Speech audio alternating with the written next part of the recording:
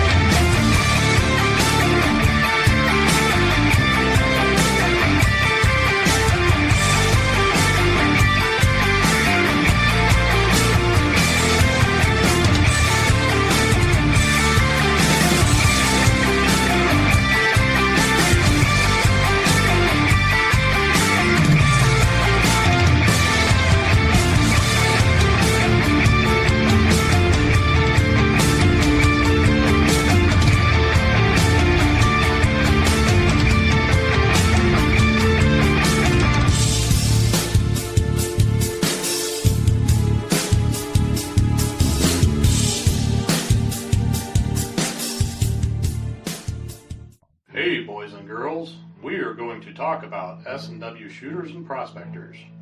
What is S&W shooters and prospectors? We at S&W Shooters and Prospectors help people find treasure. Did you say treasure? Yes, treasure. Just listen to this amazing review from our happy customer, Jackie Sparrow. Chocolate ship shape and a pleasure to deal with. I was able to buy everything that I needed at prices that were shillings less than others. I found my 9 pieces of 8 in no time. Savvy? I know you're asking yourself, why should I shop at S&W Shooter and Prospectors? Chuck Smalley has over 45 years of metal detecting experience. He works with each customer one-on-one to customize their setup to match their skill level.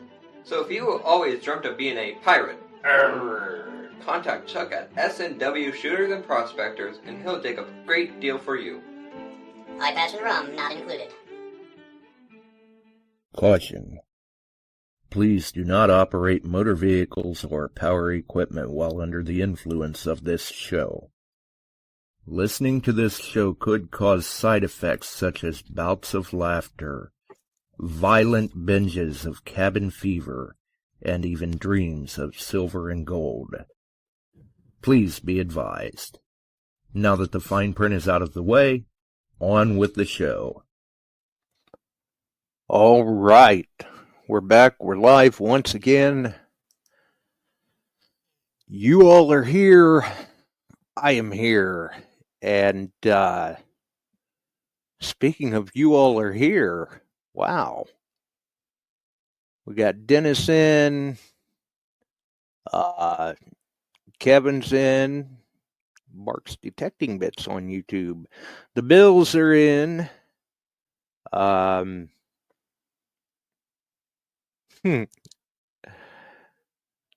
Emery, board nurse. Let's see here. See if I'm missing anybody or not. Oh yeah, how can I forget him? Frankie Juarez in the house. Can't forget Frankie. Richard Crookmeyer. Man, they're just all jumping in now. Good to see. Definitely. I'm trying to keep my eyes on a few different things right now. I'm watching a couple of different screens, plus I'm trying to keep half an ear out for some other things going on. It's and I'm dealing with some sort of, I'm not sure what the deal was. There's some sort of a little technical snafu at the beginning. I didn't kick myself out of the studio. I didn't get kicked out of the studio. but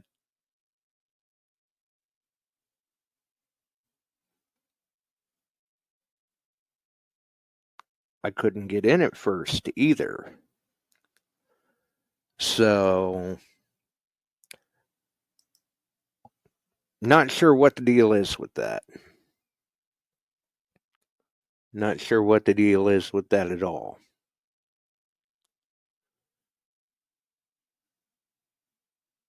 So we'll see. Yeah.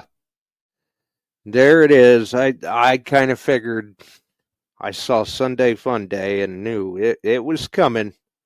It was coming, definitely. Either way, Ohio Relic Hunter's been at it grilling. Good to see, definitely. I think Dennis is still at it too, hopefully. And right off the rip, as we were going live, gold was at $3,325.10 an ounce, while silver was setting at $33.27. That was minutes before we went live here on this Sunday Fun Day, as Ohio Relic Hunter puts it. It's been something else, definitely. So, trying to keep an eye out in the chat, watching for some things, as well as trying to keep an ear out for some things, and keep an eye on multiple screens that I've got open right now, which kind of does not do much good for my resources. That's all right, though. We'll see how it goes. Either way, also, yep, there she is. Looks like Barb is liking her vortex very well, I would say. I don't know that the post said for sure, but it looks like she may have gotten a silver ring Thursday or Friday. And correct me if I'm wrong in the chat there, Barb. I wasn't real sure.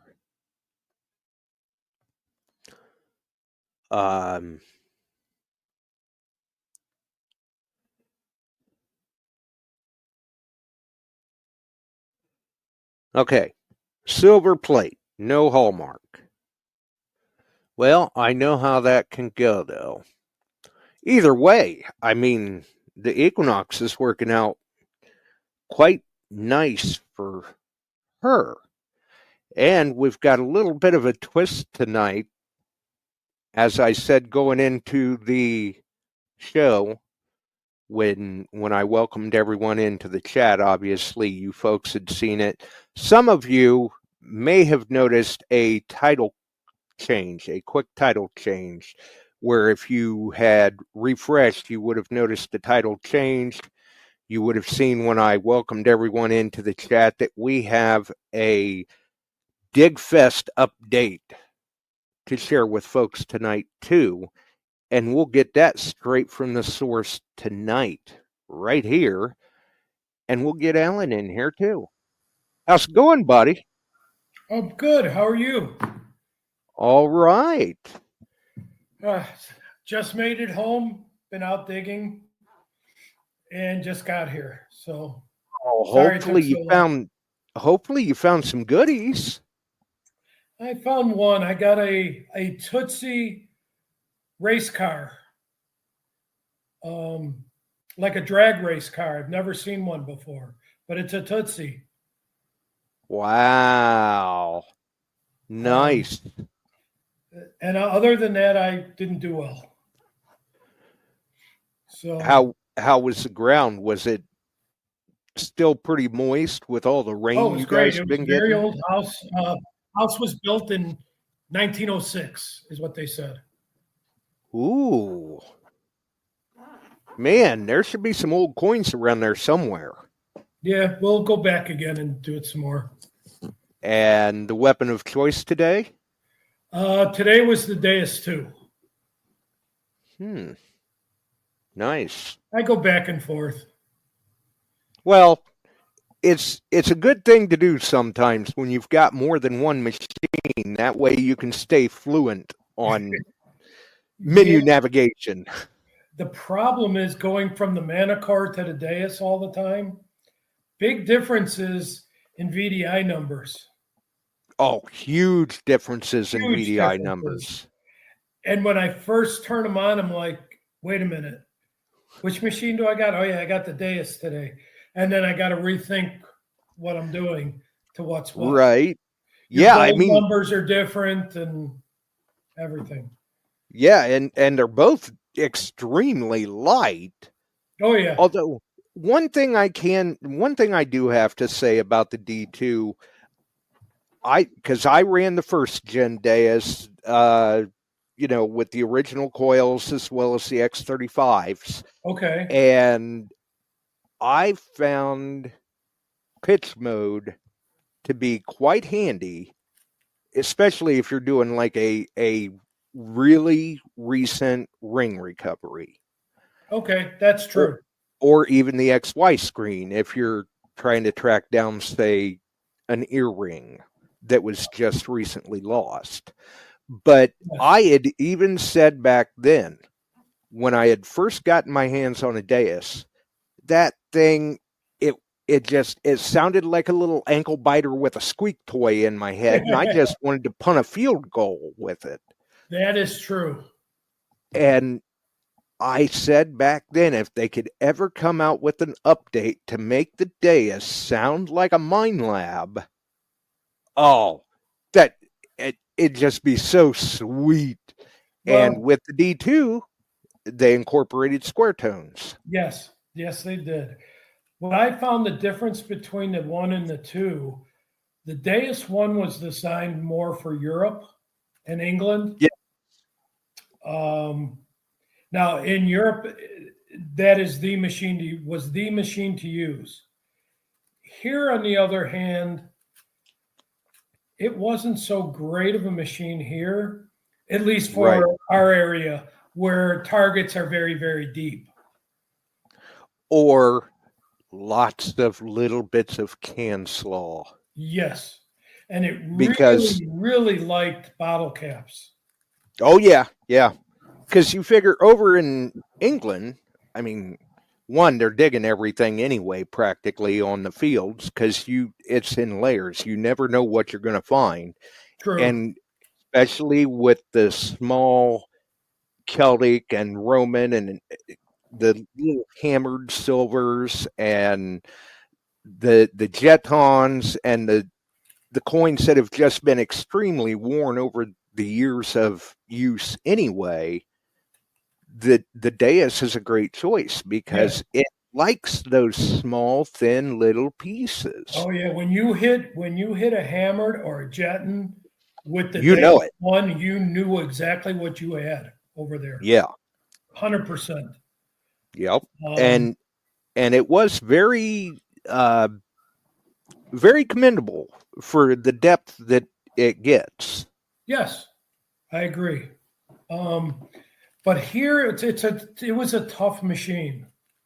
The It Deus was. 2 is phenomenal here. But everybody's top machines are good no matter what. Yeah, absolutely. The best machine is the one that works for you. Yes. I know people that are great with the AT Pro and find tons with it. With the Manticore, with the Equinoxes. Same thing. Then you go to the Legend, which you're talking a lot less money, but it's doing probably the exact same things. Yeah, comparable performance. Very comparable, but it's a lot less money to buy it. So it's all relative to what you want and what kind of hunting you're doing and what part of the country you're hunting in. Right, and whether or not you can justify the cost for Yes. what bells and whistles you want. I mean, I know that there were a number of people that when the Manticore was so tough to get early on that they were going, you know what?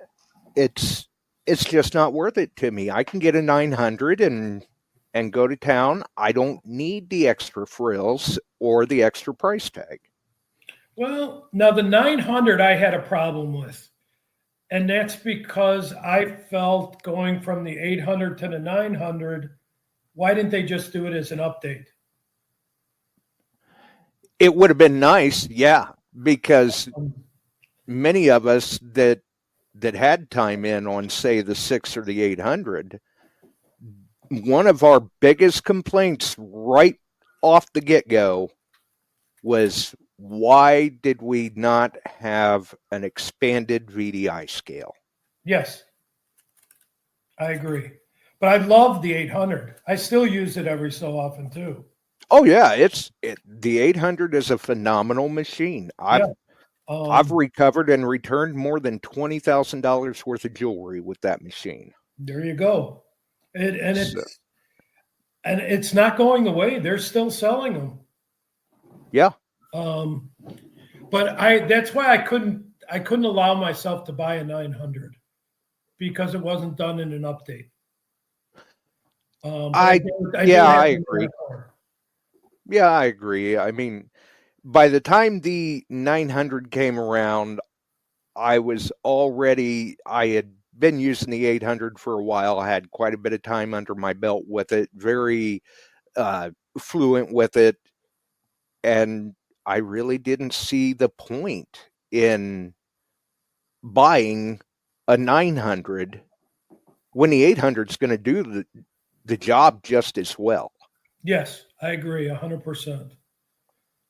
I've hemmed and hawed for the longest time whether to buy the Deus 2 or the Manticore. And I bought the Deus 2, and then I had a brand new Equinox and an old Whites. And I traded that in to get the Manticore, both of those. Wow. Not bad. Not bad. Yeah, so that's get the best of both worlds. Yeah, and I'm sure you noticed this too. Like you said earlier, the Deus, the first gen, it was basically for England. We tried to incorporate it into the U.S. hunting scenario, but once the D2 came along, people that were running Deus in the U.S., that they were already familiar with Deus and the menu navigation, when they acclimated over to the D2, not only did their find quality go up, but their find quantity went up. Yes, I would agree. And they were the first to put in the block for the bottle caps too on the Deus too. Right. Yeah, that has been another kind of nice little tool in the toolbox. Yes. And then your silver dimes, you could tell the difference on a Deus 2, a clad dime to a silver dime. Right. From 90, 91 to a solid 92 on the silver. Yeah. So, I mean, it had other advantages, I thought. But they're all good machines. And again, it's just knowing your machine. You want to pick one and stay with it, and you'll do fine. Yeah, that's the important part with it. I mean, some people out there, they see people posting up all of these killer finds. Steve Pacifico in the house. And they don't, everybody sees it and they're like, oh, yeah, that's the sort of stuff that I want to find. And they got to remember, the people that are posting up these killer finds on a continuous basis, a consistent basis, fines are relevant to time spent in the field. Yep. Yes. And where you're hunting. Yeah. Yeah. Research does play a part into that Yes, as it well. does. I mean, every now and then we all kind of, luck into a site or whatever, but yeah, not bad. Yeah, and like everybody talks how they do all the farm fields. In the suburbs of Chicago and in the city of Chicago, no farm fields. Yeah. Yeah, that's a very good point. So we really, unless you get out of the city and far out of the city, like where I live, I'm probably 30 miles. There are some farm fields left around me, but not a Right. lot. Otherwise, you're relegated to parks and beaches. Exactly. And old houses and door knocking. Well, yeah, that's true. There are still the property permissions or the even the curb strips. Yes. I mean, I've seen some people do very well with those. Oh, And back in the day, I'm sure you can recall, there were people that were doing very well in the Cook County Preserve yes. until it got shut down. Yeah, that's another bad story. Yeah. But you'll still find stuff in the curb strips in Chicago. Oh, yeah, absolutely you will. And people think that it's their property, and it's not. They have to maintain it, but it's not their property. The city owns it. So Yep. if you're ever in Chicago, curb strips are open game, no matter where you go in Yep. the city. And In it's, the suburbs, it's a different story. yeah, I was going to say it's a little bit of a misnomer because a lot of people think, well, I have to manicure it and maintain it and everything. That means it's my property. No, Yes. it's not. Yes. And I've always had problems doing the curb strips in Chicago because these people come out screaming at you.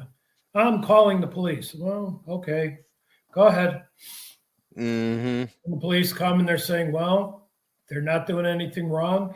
It's not your property. It's the city's property. Right. Yeah, we used to get that around here from time to time.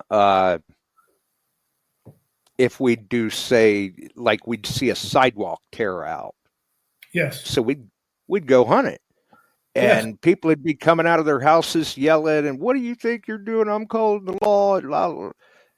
It's a public sidewalk. Yeah. Well, it was. Right, yeah. It's not there now, but it will be again. Yeah. And I agree, but you still go to some of the suburbs here and your streets are still the bricks in some of the older suburbs. Yeah. And those are definitely the places to keep an eye on. Yes. Because anymore, when they do these tear outs, whether it's a street or sidewalk, they're not open for very long. You've got a very short window of opportunity. Yeah. Like when the city of Chicago tears up streets, you want to be in there because those were dirt roads at one time. Yeah. Yeah, absolutely. I've got a street right up by me. It's called Half Day Road. Okay. The reason it's called Half Day Road, because turn of the century, it would take a half a day to get there from the city. I like it. But it's the truth. Hi, Chuck. What's up? We can almost see you. We see your shoulder. I'm typing right now. That's all right. I'm working on things over here on my end too. Yeah, But that is 100% true. It took a half a day to get up to that street from the city, even with the early cars. Man, the roads are tough sometimes, apparently. Especially in the old days. I like it though. It's a truism. Half day road. That's Yeah. pretty good. Definitely. There you go. Well, anyway, I see Frank Juarez is back in town. Emery's on after finding a metal billfold. Oh, nice. Yeah, saw that. Yeah. Yeah, he found a all metal billfold. Any ID in it or anything? That's interesting. Barb got herself a ring Thursday or Friday with the Vortex. Yeah, our first ring with the Vortex. Nice. So, Alan got a Tootsie Toy drag car today. cool. That's like the fourth picture car I got this year, and I've never gotten that many in 1 year. Wow. Did you do any good at that spot you were talking about? Any good at all? Think it's been hit? Maybe, yeah. Only clad. No. We've been They hitting never- old places lately, and it's nothing really old so far. I've got a farmstead I'm working because in about 2 weeks we actually got the permitting, and Albany and us we've been practicing in it, and we're burning it to the ground. But I talked to them; they're letting me detect it. It's an 1850-ish homestead farm, and the guys are in there. You walk in, it's solid. The place is great. I don't know why they're getting rid of it, but they are. So I've been hunting it. But whoever did the siding, there are strips of siding, and it all rings up so good. Yes, it does. I'm on Oh yeah. siding, and I went out further away from the house, and I got a lot of wheat pennies so far. One war nickel, and lots of clad. So I just don't think I've scraped it hard enough yet. With that many wheat pennies, there's some more silver hiding in there some somewhere. more silver in there. So tomorrow, I'm going to hit it for an hour or two in the morning and see how it's going. As long as the weather holds up, they're preaching doom and gloom tomorrow night and Tuesday. Yeah, I know. You're trying to do it again. Sending more of that rain this way. Yes, sir. Yes, we are. It picked one heck of a time to open up and try and pour on you, though, when you've got a new grill to try out. Yep. I got that home. The cotton picker's heavy, but we got her home, got her unloaded. I got to do a burn in on it. I'm not doing that tonight and all that kind of stuff. So, yeah, I like my grilling out there, and I will do it. Well, this year, early March on, and 1 or 2 days in February, I grilled. And I'd rather do that than cook it in the house anyway. I like a good charred burger. Ain't nothing wrong with outdoor cooking. Nope. Nothing wrong with a good charred burger. Right. Yeah, I agree. Definitely. And you're right. Them things aren't light. I mean, that pellet grill I've got, I think that thing weighs in at like 200 pounds. This one's at 350. Oh, nice. That's a big grill. Did you have your Wheaties to get it out of the car? What's that? Right. Did you get your Wheaties to get it out of the car? Yep. And probably begged a couple of people to help him too. Yeah, Travis and neighbor walked over and we got it out of the car and eased it onto the ground, or out of the truck. Eased her on the ground. I got the cover out, covered her up, and rolled her into the safe spot, and said, "That's another day for doing all the other stuff." So right. I've got a couple briskets. I see brisket cooking on the horizon. Oh. Yep. So we'll give it a chance. Well, you make a good smoked brisket. No. Yeah. So, you've been up to. You might want to post that early when you start it. That way Alan's got time to get there. There you go. Yeah, exactly. Yeah. Well, actually, what I'll do is I'll smoke up that brisket and take it with me to Alaska. That way Dennis doesn't have to have snacks from Wendy's. Right. Yeah. That way he doesn't have to deal with Wendy's. You see, Dennis, it wasn't me this time. No, it was Josh last week. No. Well, I was just talking about what he was smoking, going, if he's eating like that, I'd chuck rocks at Wendy's too. So, but no, Emery didn't answer me. Ah, I didn't know if he had an ID for that thing or not. That's pretty neat. Yeah, I would say so. yeah. But the And- bills were soaked. And a screaming signal. What it looked like? From his video, as he pulled it out, he opened it in front of everybody in the video, and it was full of dirt and some paperwork, it looked like, and then he opened it further and it was full of bills. And Really? based on the ones I've seen anyway, I mean, it probably kind of looked like a big square clamshell, kind of like the old metal cigarette cases. Yep, Okay. with an internal series of holders, and he just said no Yep. ID. Dennis says it looks like a cigarette case. Old Yep. case. That's pretty cool. I've never seen one. Yep.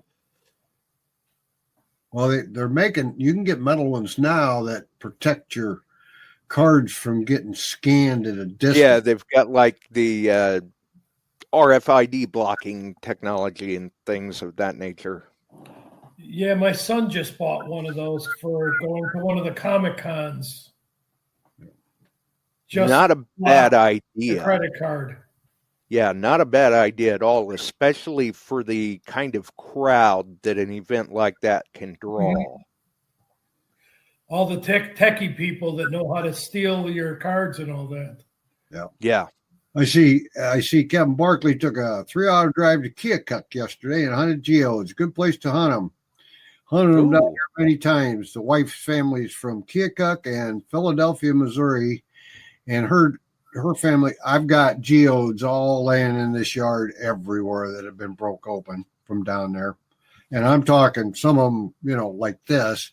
And her dad had the Smithsonian reached out to him because that particular area has been known for geodes of huge size, and Right. he dug one of the largest ever found in the United States, and it now resides in the Smithsonian. Oh, wow. Just how big was that? It took a flatbed. Wow. It weighed in. Holy cow. Yep, and it's at the Smithsonian. That is Wow. True story. Yeah. But they took me the first time. This is like 1971 when Jill and I were engaged. They took me out geode hunting for the first time. They showed me what to look for. We're walking down, I think it's called the South Fork of the Fabius River. And there's these, they're like all the way down to this size, golf ball size even, all the way up. And we get them, and they just crack them with a hammer. Smack the hammer. And Yep. that does crack that easy too? Yep, they just, Wow. and we're in California at a rock shop. I'm trying to remember what town we were in. We went into rocks and shops, fossil places. They got all kinds of that stuff all over those little burgs up in northern Cal. And here's a big box. It said Keokuk geodes. And they were from $3 to $5 a piece. They're unbroken, about softball down size. And people travel down there from all over to get Oh, yeah. geodes. And there are places you can pay to go dig them.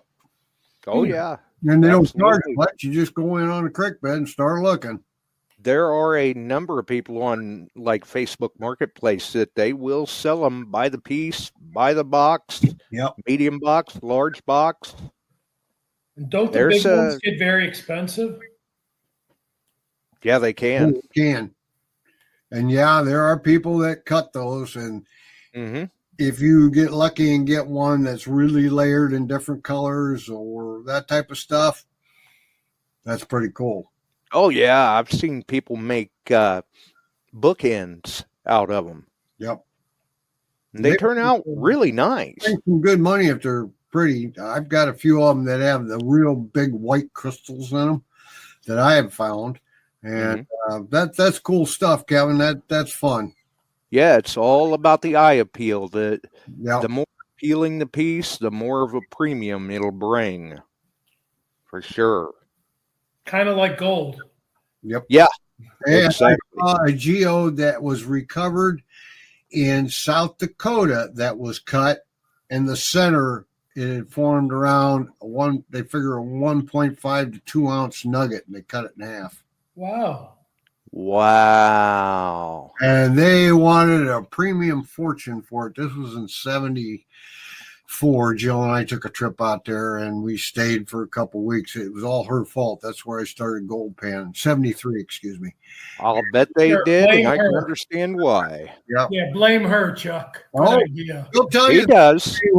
we're driving in outside of Rapid City, South Dakota, and off this side of the road, this big tent, pan for gold.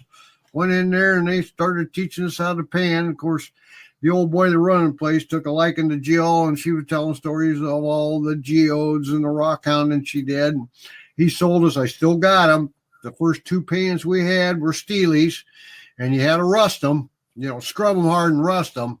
And they do. Them old Steelies still caught a lot of gold.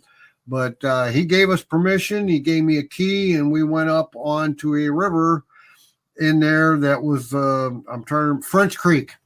And we were up on French Creek because he owned a large area of gold claims up there. And he let us go looking. And, thinking back from now till then, I would have loved to pick up. There were old rocker boxes sitting up there that had been there. They were all bleached and they were built well. There were wooden sluices built that were there because they had another bit of a gold rush during the Depression there. So they were out of the 30s. I wished I had a couple of them for an example. But we went up and we stopped and we started panning and we got some flakes and I got one little tiny nugget. That's the first nugget I found. Jill found a real, probably 3 penny weight size one, which is, well, not quite a 1/10 of an ounce. And so there was a big area there. I just took a detector out. I had a White's Coin Master 4 and started working it. And I started finding artifacts. And I got several buttons. I got an end cap, and it was ID'd as a courier's tube. It's stamped US with an eagle. And that was from when Custer led the expedition to the Black Hills. They camped that area for a couple weeks, and that was the first gold they found was on French Creek. You can look it up. And I had a whole bunch of buttons. I still do. I still got them. And they were Indian War stuff. And I found the back strap of a pistol, and they thought that was a 1850s Colt brass frame. And just different stuff. And the next year, I'm reading Treasure Magazine. Campground found of the original expedition led by Custer. Showed a bunch of guys with a bunch of stuff. And I never, at that time, you didn't post anything up on Facebook. You watched your club meeting. They looked at it and said, ooh, that's nice. And, but yeah, went into a shop there and they had a geode that had been cut open with a heart of gold. That is too cool. Yeah, Wow. only one of those I've ever seen. And he wanted, That would be interesting. I see Swansea says they crack quartz for gold in his area. they were asking $300 for it. Now, And that was back then. that was in 1973. I'd hate to see what they'd want today. Oh my Yeah. God! At over $3,300 an ounce. Yeah, that would be a dandy. Yes. Oh, biggest one Bark said he ever got was bowling ball. Wow. Yep. Nice. See, that just makes my back hurt thinking about it. Jason, you're right. Just imagine the true value. I've never seen I another wouldn't one. even know what they would look like unbroken to know what it was. Literally, if you find a good geode, they're light because the center's not solid. Right. Yeah, they are hollow. Pretty round. Some of them actually like hardball sized, and they're round. As you walk, I've walked streams with my wife's family picking them up, and they've got all kinds of them. You go down around Philadelphia, Missouri, which is outside of, it's north and west of Hannibal a little ways. Okay. That's just the afternoon hobby. Let's go pick up some geodes and bust them. Yeah. And they're just everywhere? Yep. Wow. You'll find bars where they've moved down and floods and washed out banks. They'll go start scraping the banks, and they'll occasionally roll a big one out. And they don't look like anything you've ever seen before. Kind of. So they will stick out to you, kind of like arrowhead hunting. Yeah. Nature doesn't do that naturally, sort of thing. Well, in this case, it is nature, but it will definitely stand out. Okay. Is the coloring different than the rest of the rocks? Nah, not really. It depends on color more than dark, like country rock. Your country rock out there, right? Gray. This is have a brownish to it, even a tan color to it. But yeah, you spot them. You get to know them. You spot them. I've done a lot of walking for them. The only thing about down there, you got to watch out for those other little brown shiny critters called copperheads. Yeah, but they're friendly little creatures. Yes, to stay away from the shiny sticks. My father-in-law's in front of me. He picked up two. He looked at me and he said, "You hold still." Okay. He pulls out a pistol just off to my right side, picks off copperhead. I didn't even see it. It blended in that well, but he saw it move. You just hold still, pop, and they use like 10 bird shot. He wasn't far from me. Yeah, he got it. He should step away. It's okay. Well, you said don't move, so I wasn't moving. I wasn't going to move. No, sir. Right. That's always a good thing. And the man rarely ever swore in his life, but he goes, "Damn things." So, but that group down there, I'll tell you what, they got piles of geodes. That's just a hobby, and they'll put them out and they'll sell some of the bigger ones off. Right. So, Josh, you want me to fill you in what we're thinking about? Yeah, I was just fixing to tell Chuck we've got a Dig Fest update to share with everybody. Well, right now, what we're doing, it's not set in stone, but we're thinking about doing the 100-year-old hunt again. So everything in there would be over 100 years old. Including you? Yeah, for Dig Fest. No, I mean, you're going to be in the hunt too. No, I can't. Oh, you're not quite 100 yet. Yes.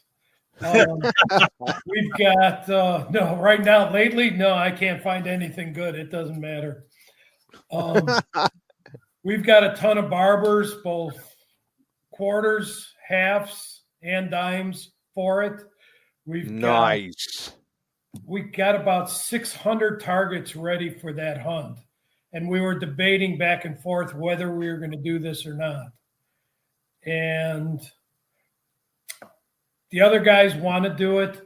And I was leery because having the team hunt with the main seated hunt, the night hunt, I wanted to be able to get everything in. So adding another seated hunt scared me. But I think we're going to end up doing it.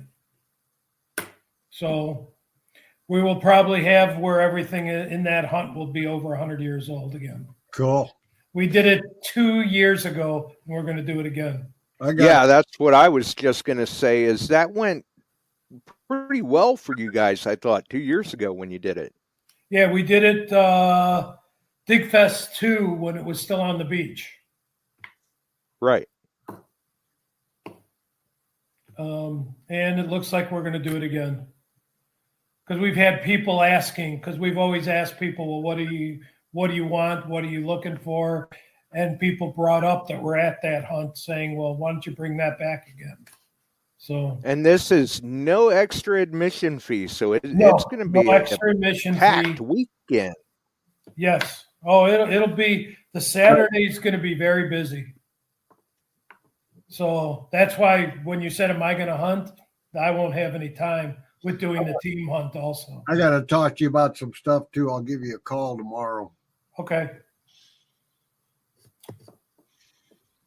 Yeah, I know that you and John both have been pretty busy with updates on DigFest, and well, we're just I had meant to do our share. Right. And I had meant to reach out to you earlier, and then I saw a squirrel lost track of time, and next thing I know, I'm going, oh, hell, it's 7:30. But we still managed to get him squeezed in. Yeah, I got home as quick as I could to get on here. So it's been a long day. We had our club meeting this morning, too. Cool. Wow. So Alan's about ready for a nap. Yeah. No, I want to go out and get some seed down on the front yard. That's what we've been working on. I mowed today. I worked on stuff yesterday. We burnt all kinds of leaves and pickup stuff. And Joe was working around the gardens, and we got all that stuff wrapped up, and then ran over and got the grill and got back from that. And I looked, and it was about quarter after. I said, I'm going to get on with Josh. He said, well, while you're down there, I need copies of this stuff. So I got stuff to copy off here. And wow. Yeah, that's awardee and the purchase of the grill and all that stuff for that stuff. Oh, yeah. This winter killed our grass. We're real shaded. Oh. We're at the end of the subdivision with a big tree line next to us, like 50-foot trees. So there is no sun at all there. Oh. And this winter killed off everything, grass-wise. Wow. I've got a few bad spots, but that was, we had to take after the ratio a big 100-footer out, and it was a twin trunk, and it split, so it was doing that. Had that taken out a couple of years ago after that. Yeah, it gets a little worrisome when it starts to sway in like that. I had a guy come in with a stump grinder and took the stump out last year, and we got everything leveled out. Now we're going to put black dirt over it and get that done so it'll grow grass again, because right now it's just sand. Ah. Yep. Of course, now you know what happens. You guys are going to go and plant grass seed, and then you're going to have to mow more. No, I'm in a townhouse. They do it for us. Oh. That's why we got rid of the other house. Oh, okay. So you've got it made in the shade then. Yes. Yep. Chuck's going to have to mow more. Yeah, it ain't that bad. Better him than me. I hate mowing with a passion. That's why I got a 50-inch deck and it on a Simplicity, and it does a good job. Boom, boom, it's over with. But I've been hour and 20 minutes on that thing with a little bit of edging and trimming and that kind of stuff. We got 2 hours. Depends upon how many rains we get. But, right. Yeah. Yeah, I've been in a standoff. I'll shovel the snow, but I'm not cutting grass. I've been in a standoff with the neighbors. I've been trying to hold out as long as I can, but the grass in the front was getting up to where it was about knee high, and I knew we had rain coming, so I figured, well, if I don't get out there and do something, I'm going to have to bale it, so I guess I'm going to have to mow. Oh. Only the front, though. Yep. So the 100-year hunt's coming back in, you think? Yes. It sounds like it. Yes. And no added charge. Cool. See, that's a bonus. Yes. We weren't going to do it. And then all of a sudden they wanted to do it again. Yep. So it looks like it's going back in. And people will like that too, especially with all them barbers out there. Yes. Well, like I said, I've told you guys how we buy the coins. Right. We bought tons of them last year at the coin shows. Mm-hmm. And I mean, I don't care who you are, who can't get excited over digging up a barber half or a barber quarter. Yeah, I like them. I agree. Yeah. Yeah, they definitely look nice. I know. I'll tell a story. Frank Juarez, the spot we've been hunting, goes out one day. I'm going to meet him over there. He's out ahead of me. Get there, and he's all excited. He's jumping up and down.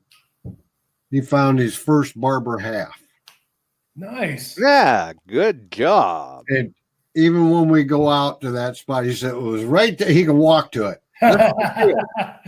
Just Right. a little concrete monument there, Frank. You know, I found my barber here, my barber half. But yeah, halves excite you. I'll never forget that spot.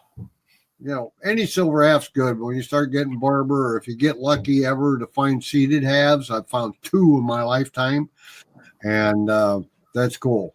But I've only found 2 of those barber halves. Oh yeah, like I said, there was a time where it seemed like anytime I found a silver half, it was a barber.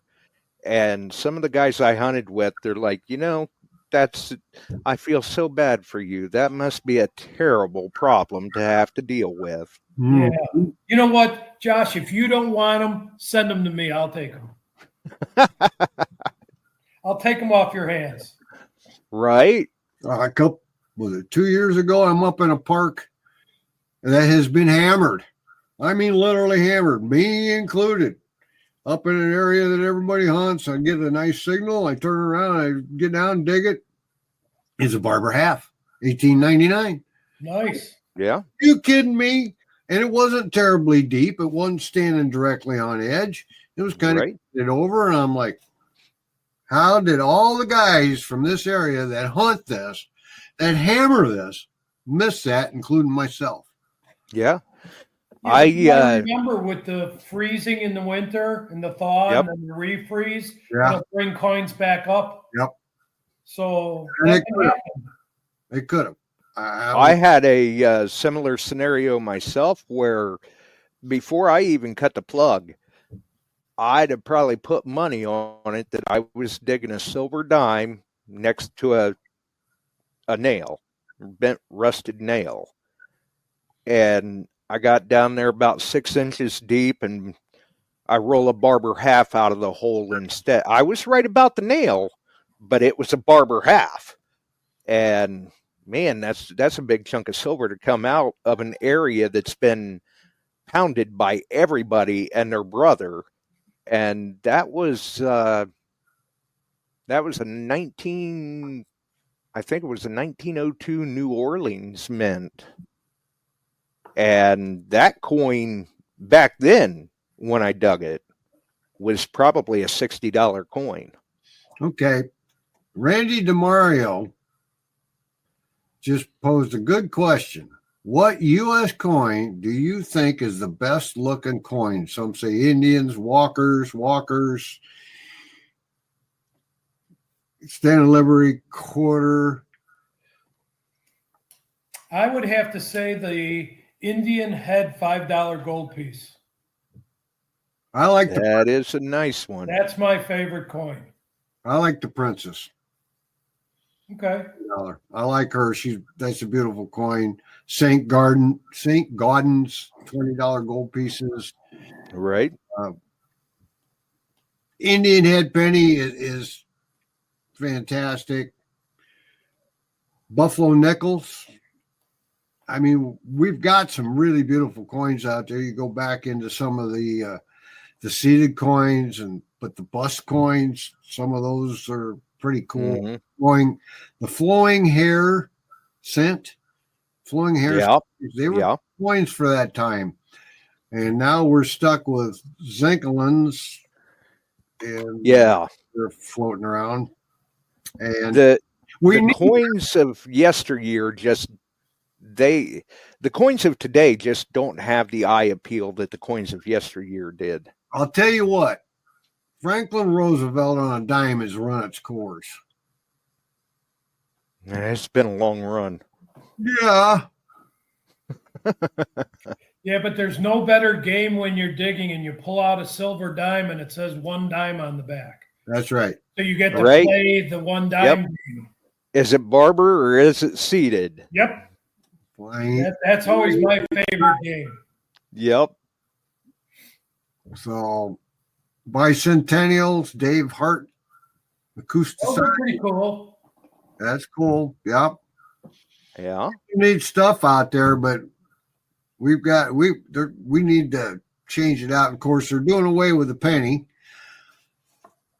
I'm okay with that. I'm not upset because the pennies they make now aren't a penny. I mean, they don't hold up anyway. 3 cents to make something that rots out in 4 years. Yeah, exactly. Used to be pre, 82 and older, they'd hold up in circulation 45 years.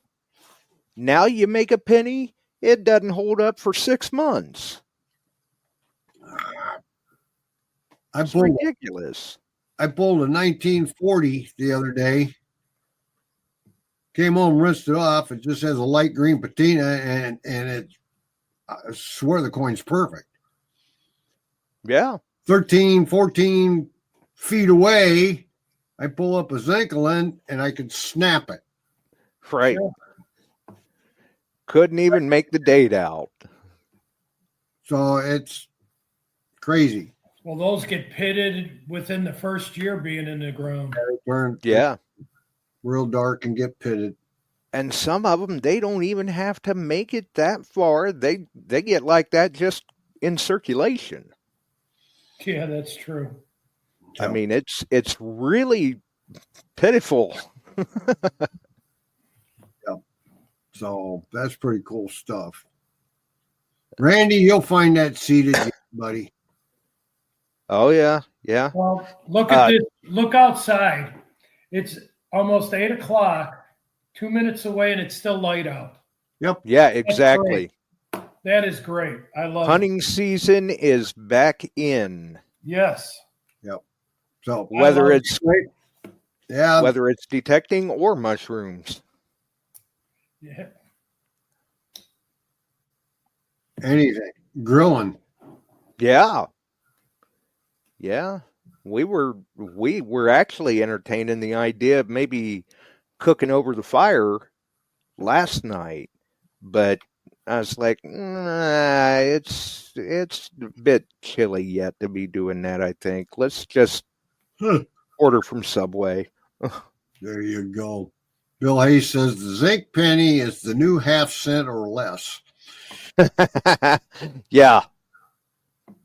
Because when you find it, you're doing good if you got half a cent. Yeah, right. Oh, them things are just horrible. I won't be sad at all to see them go. No. I mean, I don't like to carry change anyway, but I definitely won't be sad to see them go. If they want to work it right, they could bring nice little silver trime back and go to 3 cent pieces. Hey, Sure. there you go. I'll take every one I could get. Yeah. Right. Yeah, I'm pretty sure we won't see many of them in circulation because everyone will be hoarding them. Yep. Okay, I got a question for you all. Has anybody ever found a 3 cent nickel? I have. I found one that I remember. One. I got it. No. I have not. I can't No. find a half cent, but I got a 3 cent nickel, 1865. But then again, I still have never found a large cent. Ooh. Never. Well, but I mean, sometimes they're kind of tough in Illinois. Mm-hmm. Yep. You want to find a large cent, you got to come east. You know. I want to find a large cent. Really, really, really, really bad. Because I get it thrown up in my face from some of the guys I hunt with all the time that I've never gotten one. Yeah, they pop up pretty commonly here in Ohio. Yeah. I mean, we've I've found been in Ohio with someone else, and they found one right next to me, and I still have never gotten one. I was hunting an old Boy Scout camp years ago in Ohio, and we happened to find out where the old swimming hole was. It wasn't any water there then, but we had found out where it used to be. And there was a guy coming along, got a signal, dug down, 2 large stints in the same hole.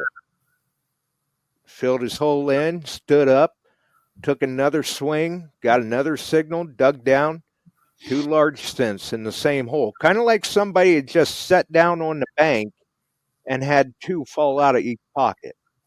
Huh. Really weird. Hey, I'll if get you're my large scent one of these days. Right. Yep. I don't mind the early Wheaties, Alan. Yeah. No. My dislike for them comes when it comes to hunts. And Mm-hmm. that's a battle we have every year with Digfest because they want to use some. And I Well, just, you know what? Here's my take on that. We all go out, we find Wheaties. We get yes, Buffalo Nickels, V Nickels. They should be out in that field too, just like anything else.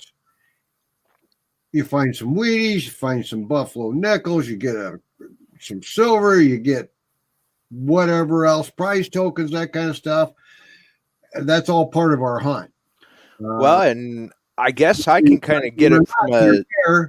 You're going to dig them because you got a good target. You go, oh, damn, another Wheatie. That's better than being, oh, damn, another Zinklin. oh yeah, Right. that's true. I don't mind digging them. I don't mind that at all. I just don't like using them. And I guess in a seated hunt perspective, if a event was to work a few of them in, it might slow some of the hunters down a little And bit. that's the reason for them. And that's the reason for using them.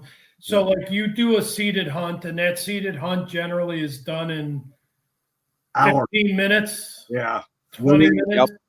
If you add, say, 200-300 Wheaties to it, They're getting targets. that's going to slow the hunt down some. And you can get 30s back to teens Wheaties still in bagfuls for not a lot of money. True. You're getting Oh, yeah.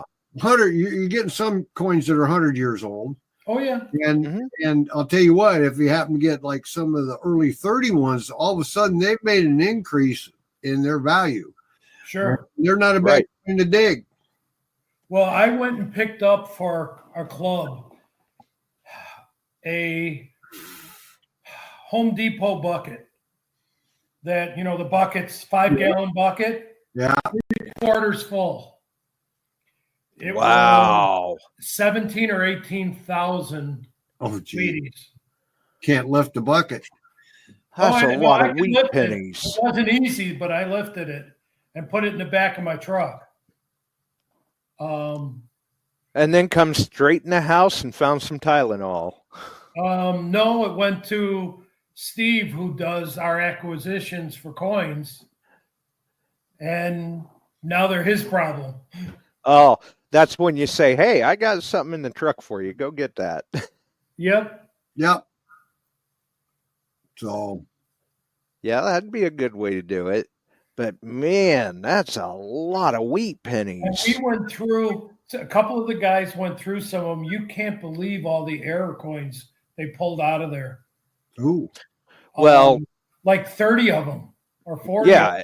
And they only I mean- went through maybe a few hundred. Wow. And when you're talking the wheat penny series, it was just chock full of errors to begin with. Oh, yeah. I think the most famous error was the 55 double die. Right. Yeah. Yeah. And There were a couple other double dies in there too, but There are other ones, but that was the one everybody was looking. That was the one everybody wanted, the hurricane scent. They found on this one where I think it was, I think 1928, and the 8, instead of going, it went around and then straight up on an angle instead of being rounded. And they found quite a few of those in that group. Wow. Nice. Nothing wrong with that. Yeah. Illinois Digger reports he saw you detected all day yesterday. Well, hopefully he had some luck too. Hey, Tim. Yeah, welcome to Tim.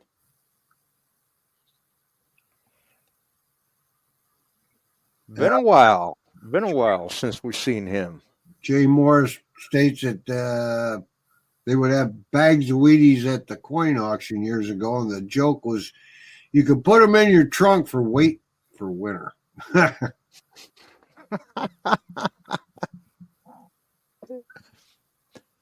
I don't know. Around here, we just used bags of salt because then if you got in a bind, you could actually throw that on the ground to get yourself out. Yep. I don't think you could do that with wheat pennies. So, anyway, well, I just thought I'd stop in and check with you guys. I'm going to go kick back. And I'll talk to you tomorrow about a couple things, Alan. We'll get that straight in my mind, what I'm going to do there. Okay, call me tomorrow. Yeah. And what's Chuck got in mind to season the grill with? Well, it's got a specific, I'm going to use, it's got a specific thing you got to do. You got to take it to 500, hold it there 1 hour. Mm-hmm. Yeah, that's your burn off. That's the burn off. And then I'm going to season it with olive oil, I think.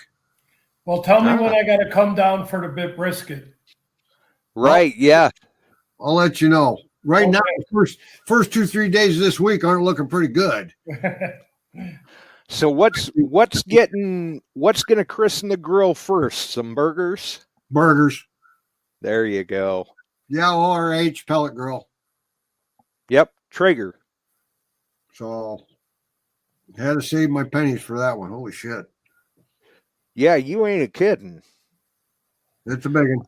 I mean, I thought mine was pricey, but oh boy. Not anymore. I don't think mine's all that pricey.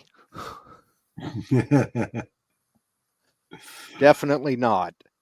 But look forward to seeing some pictures of that. Yeah.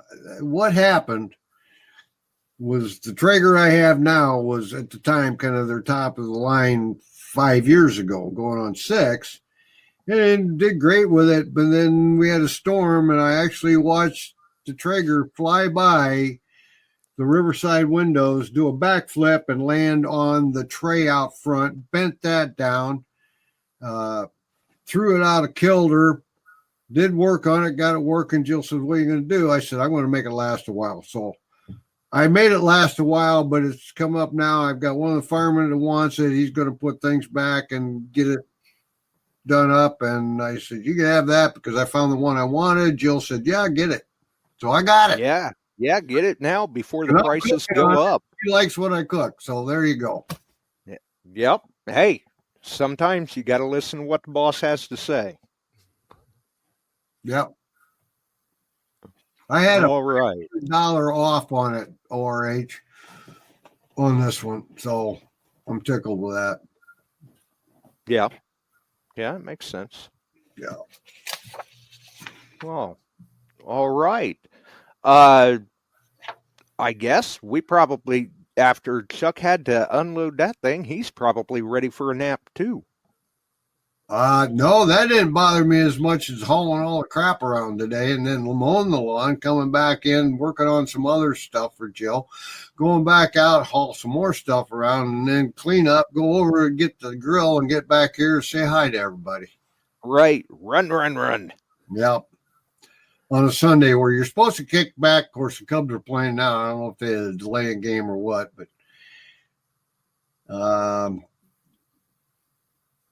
No, what is that? I got the name of that thing. It's not a Timberline, but that's a good one.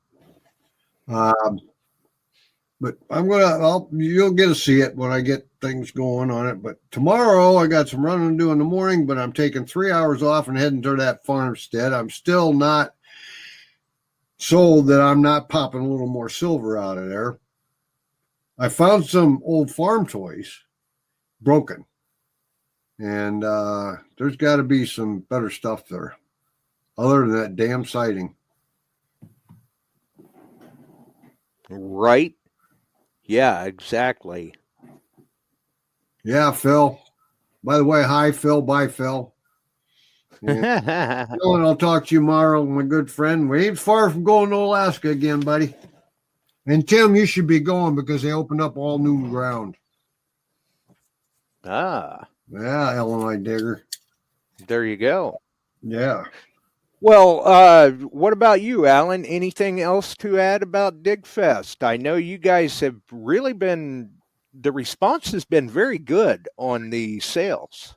Yeah, we're getting up there, but we don't get real busy until August on that. But it's pretty busy now. We're way ahead of where we've been the last few years. That's good. So we're far ahead of where we've been the last 3-4 years. So it's all good. Good. Good. And that's about all I know. And there's nothing else to add at this point. Okay. Night. Well, at least we got that update in there, and you have a wonderful evening, Chuck. Yes, sir. You too, Josh. Alan. Take care, Chuck. Later, and I'm going to sign off also. Bye-bye. All right. Good night, all. You have a wonderful night as well, Alan. Thanks for dropping in and sharing the DigFest update. Like I told you, anytime. Awesome. Much appreciated, my friend. We'll see you. All right. So, yeah, Chuck's got himself a nice new grill he's going to be breaking in. Can't wait to see what's getting cooked on that.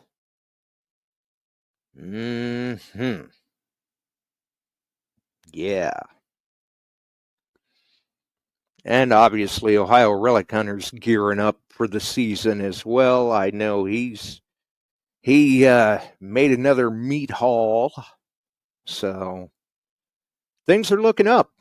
Definitely. Better weather. All of that. Now we just got to get past, once again, here we are. It turned out to be not too bad of a day today, and now we got rain coming the next few days. Again.